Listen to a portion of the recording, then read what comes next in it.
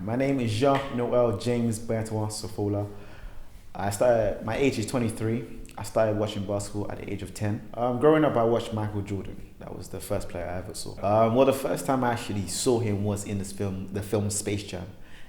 So in just watching that film, I saw someone defy gravity and do amazing things that are not humanly possible. I fell in love with basketball watching that film. And in watching that film, that kind of got me into watching more of what he could do. And then that's how discovered that he was the greatest player of all time. And then that's where the love grew. So from seeing what he did, I wanted to be part of it somehow, some way. Either that's watching more of the NBA, watching what's going on. So I remember one of the first players I actually started watching was Carmelo, because he actually was on the Jordan brand, and he still is. I started watching him, I started watching his games and his highlights, and that kind of was another draw for me. And then I started playing more in school as well at the time, because I had just moved from primary school to secondary school.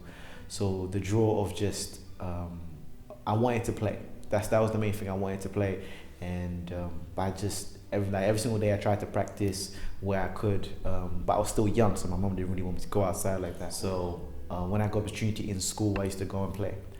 And then when I was in year 8, that's when I took it a bit more seriously, because I didn't have a choice in it, because I used to play football, but then I messed up my knee, which kind of made me just choose a sport that's less contact. And because basketball is a non-contact sport, I chose to just dive more into basketball, and the love was already growing. Now that starts, all right, so from college, even when I was in college, I wasn't even starting, because there was so many great players around me at the time, so I didn't even get an opportunity to start.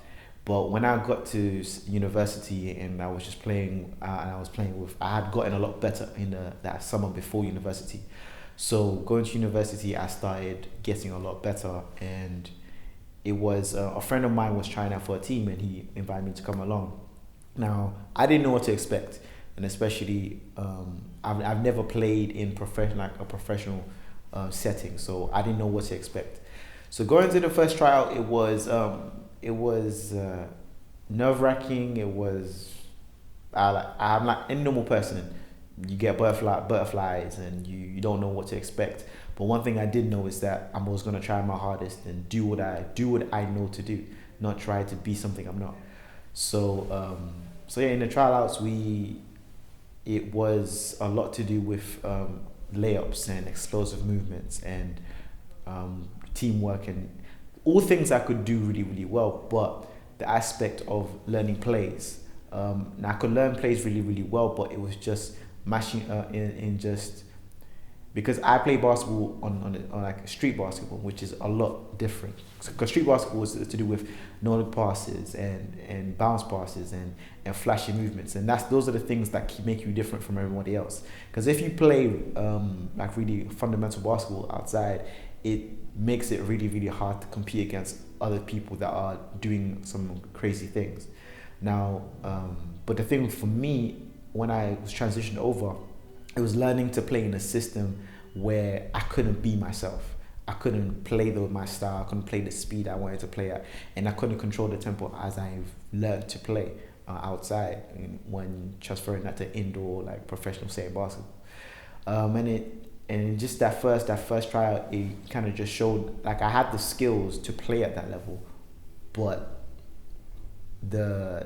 being able to play at that level in someone else's rules was hard. And then what made it harder is that obviously I was one of three black players on the team. The rest were obviously Caucasian. But that didn't mean that they treated me any different. But now that's where the coaching was the problem, because the things that they expected from, especially the 3 black players on the team, was that we had to be the quickest on the court. We had to be the most aggressive and do this and that. Now for me, I didn't mind doing that, because I don't mind doing my part on the team, but the expectation on us was a lot higher than everybody else. But there was the expectation but with the coaching didn't match up. So you can expect something from somebody, but then if you don't help them feel comfortable to be able to do what they're expected of, if that doesn't match together, then you're not going to be able to perform the way you need to perform. In the sense of demographic, okay, how would I change the demographic? I would, number one, I would make basketball more attractive, because in the UK, basketball is pushed more as an American thing, and it's made as in, if you're doing basketball, then you're not London, or you're not British, or no, you're not English. And to be honest with you, it's a sport. There is no okay, just because you play in America or play, no, it's a sport. It doesn't matter what country you're in, because people in Brazil play basketball and they love basketball. People in Italy, Spain, all these different countries, they see it as a sport, and that's why there's so much more funding everywhere else apart from England. But because England's stuck in the football-driven mentality, is that they feel that every other sport doesn't have as much opportunity. But if they actually put more money into it, then the demographic will be bigger. Then more people would want to play the sport. If you don't make something appealing, then it's not going to be appealing to the people in the first place. And in that, more people, then like all the basketball players that are in the UK, and there are a lot of them, they will have more of an opportunity to say, okay, you know what, then they'll be able to push more for higher goals, or playing overseas and doing all these different things. The demographic is there, it's just that there's no money to fund the demographic.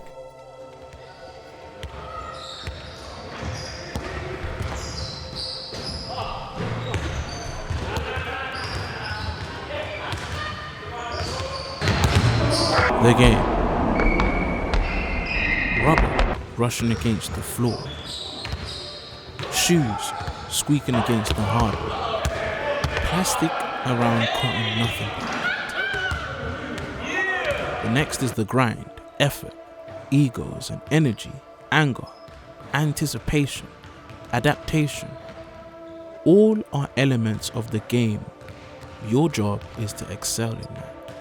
Black man, you're only good for your reach, so reach beyond speech. Leave them all speechless with your breathtaking play. Why do I play? Because you build your own character. You're in as much control as you allow yourself to be in. You want to be fast? Then do sprints and you'll love beating your man over and over again. You want to silence someone? Then fix your mechanics and you're ready to take over. Nothing beats seeing the ball go in, because you worked when nobody was willing to embrace working. Work. Basketball is about rhythm and timing. It's about mastering your mind so your body will follow. The way your wrist flicks, the balance, the way the wind rushes through your head and you through your hair, through your body, and most of all, making your opponent eat his own words. You must have a flow to your game. Play with haste. Don't rush. Your game will come pouring out of you. That is when you become poetry. That is when I become poetry. Smoothness, clean and calm. Like the great Grandmaster Bruce Lee once said, be like water, making its way through cracks.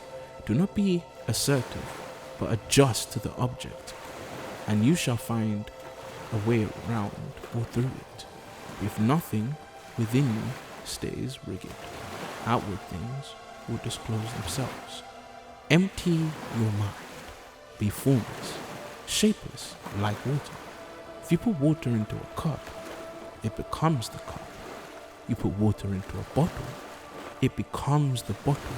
You put water into a teapot, it becomes the teapot. Now water can flow or it can crash. Be water, my friend.